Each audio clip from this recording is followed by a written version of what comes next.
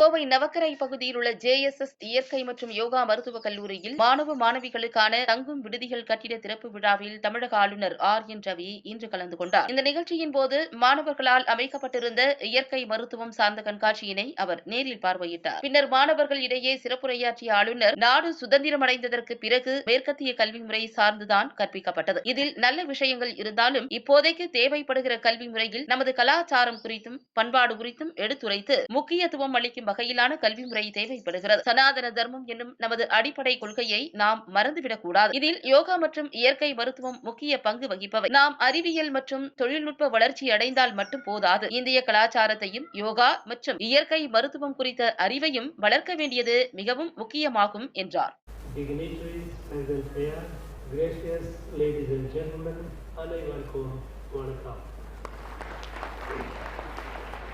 At the very outset, I would like to express my gratitude to Mahaswamiji for giving me this opportunity to be associated with an event of JSS. It's a matter of pride, it's a matter of great satisfaction.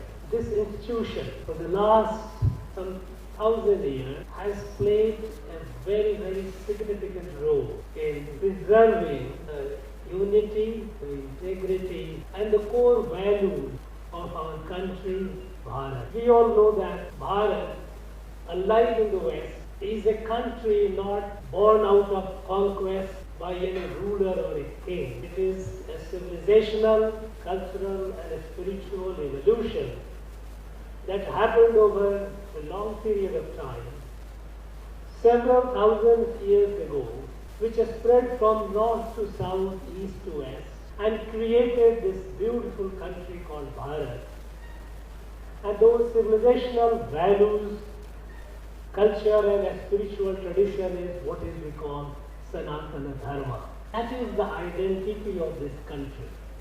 There were numerous assaults to destroy the identity of this country, to destroy the idea of Bharat. In the last 1,000 years, it has been a history where numerous invasions happened, colonizations happened, all essentially to destroy this Bharat, the idea of it, the values of it, the dharma of it that kept this country together for thousands of years. And JSS has played a very, very significant role in the most adverse circumstances, through the most difficult centuries of the country's existence. Assault from all sides.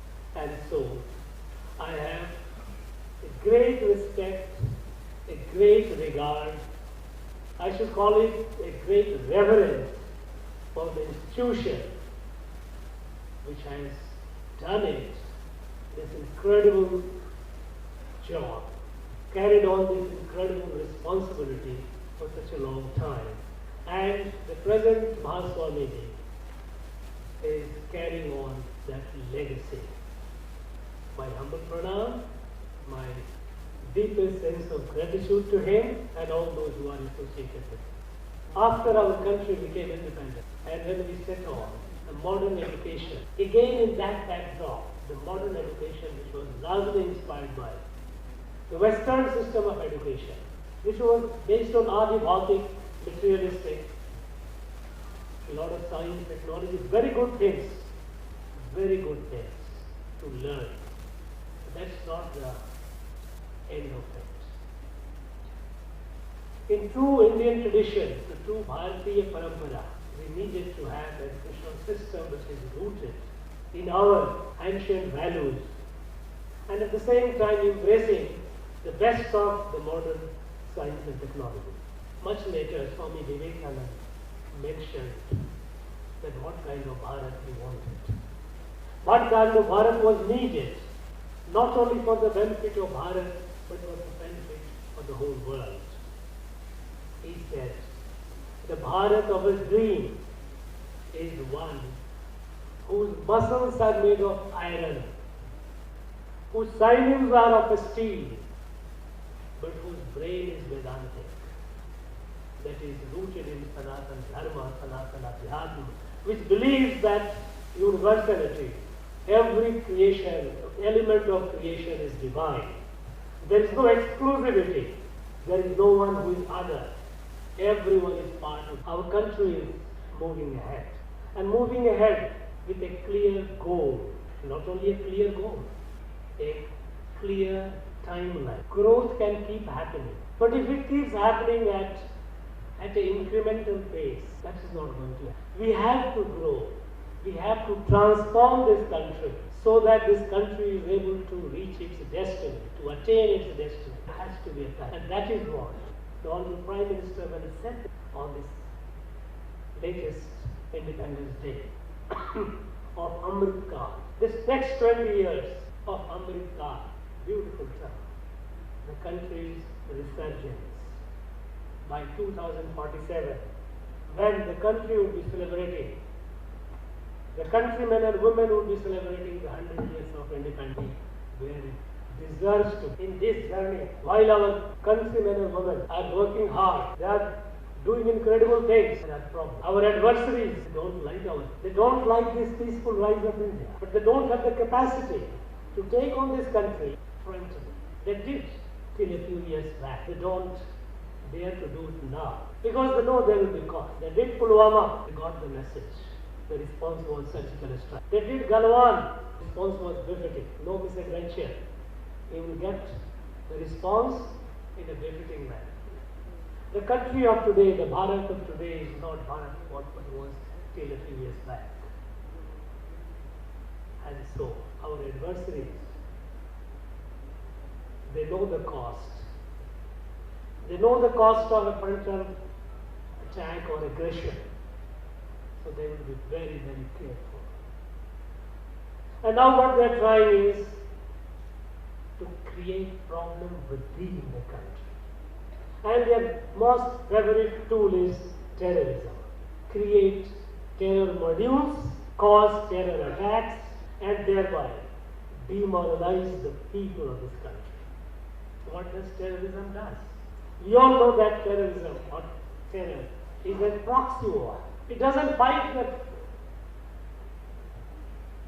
the frontal combat.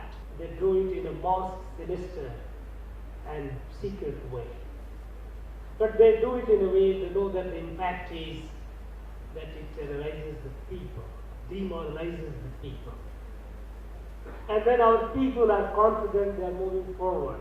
Our young men and women all around achieving incredible feat.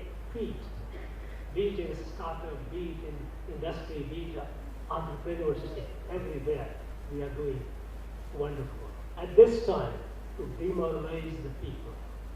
So, get back to the old tactics, the low cost of creating terror attacks. We need to be very alert. In this country, it is a plural democracy. There are several political parties, several ideologies. And it is perfectly fine that political parties, to their opponents, they take on politically within the bounds of the constitutional propriety. Make noise as much as you can, each one, perfectly fine.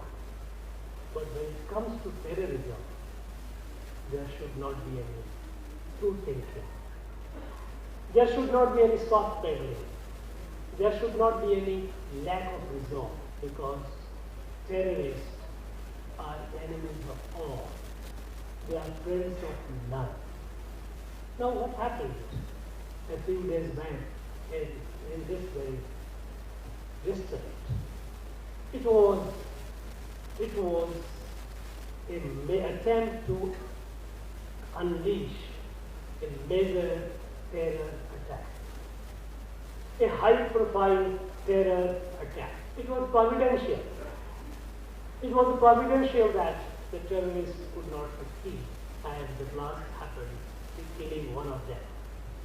But what was found later, from their places, the quantity of explosive material and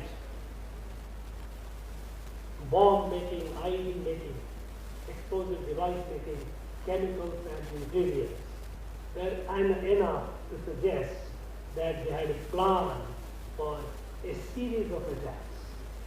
You know, some time back, an organization which was a very, very dangerous terrorist organization which was banned by the government of India. After it was banned, for almost about a week, terror attacks started, targeted attacks kept happening on people, throwing Molotov bombs, throwing incendiary materials at their houses, destroying their properties. It went on for almost 5-6 days. These are very, very serious incidents, not to be taken lightly, not to be taken in isolation. When it comes to countering terrorism, there must be a total unison between all the agencies, whether of union and the state. Because we know that the terrorists, they do not work in isolation. They are a part of a larger network.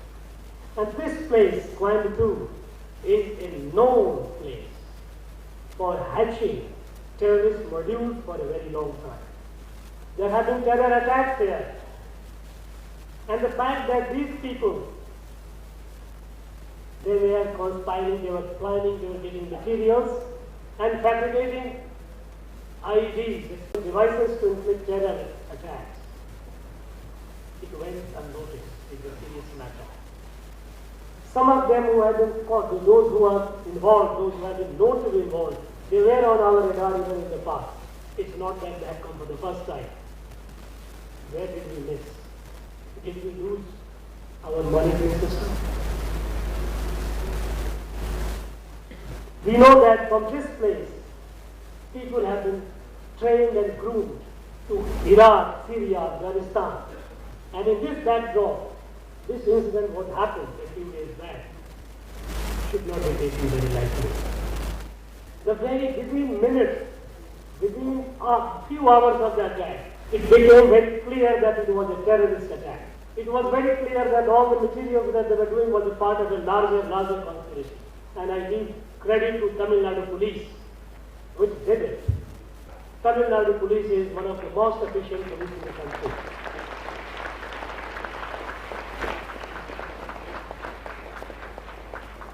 But the question is, when they got it within hours, why did it take 4 days, more than 4 days, to invoke the bring the NIA?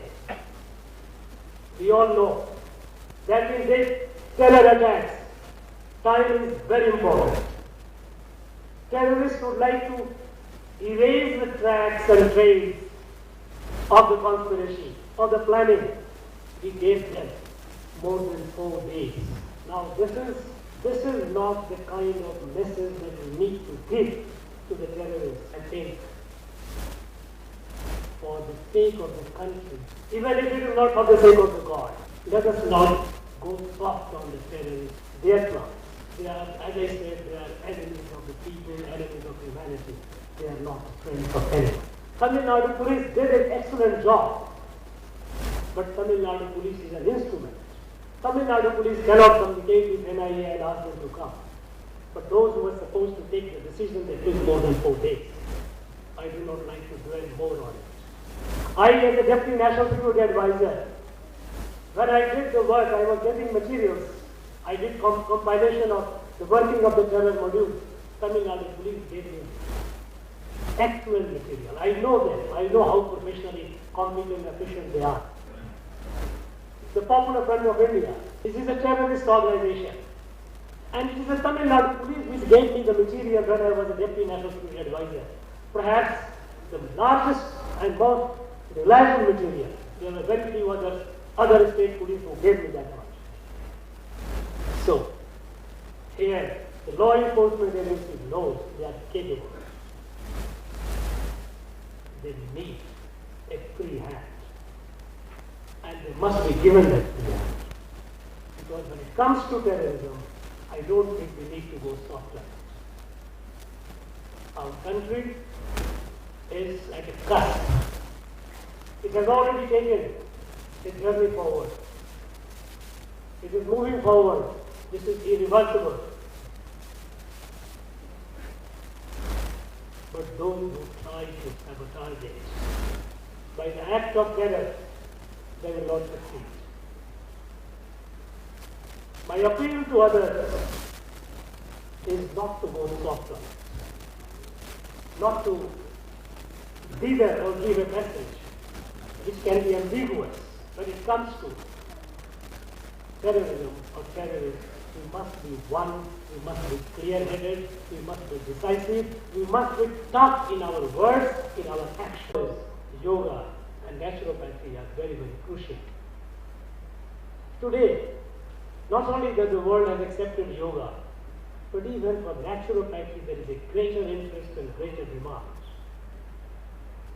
Within a few years, I am told that the market, the global market for Ayush has grown to about $18 billion. In the COVID, many countries, they approached us. Not only that we helped them with the COVID vaccine and the medicine, modern medicine, but there was a greater interest in the world in the alternative system of well-being and treatment. And so we also help the world with our medicine, indigenous medicines. Medicines born out of our indigenous system, Ayurveda. There is a greater acceptance, and I have no doubt that in years to come, it will have far greater acceptance. It is having greater acceptance because our country today is confident, is self-confident. Self-confidence is not arrogance. We are humble. When the pandemic came, we had our problems, but we reached out to the people across the world and we gave vaccines and medicines to more than 150 countries in this world. This is a true character of Bharat. This is the true nature of Bharat. When we say Vasudhaiva Kutumbakam, Sarve Bhavantu Sukhina, it was in that spirit. It is not born out of politics or diplomacy. It is born out of our Sanatana Dhyana. That we look at every fellow human being everywhere, any part of the world, as our own self and do the best, whatever we can within our resources. In this tradition, the JSS, this Institute of Naturopathy and Yogic Sciences, has been doing a great work. Very, very significant. It is carrying that flag of this country to its countrymen and women and also to the rest of the world. The number of teachers that this institution will produce, they will be serving the people across the world. And in the coming decades, coming years and decades, with a greater demand, we should be able to meet the requirement. And towards that, this institution is doing a great job. And today, inauguration of a new building, the hostel, is something that will further add to its capacity to produce more teachers, more doctors of naturopathy and yoga, and able to serve the humanity. Friends,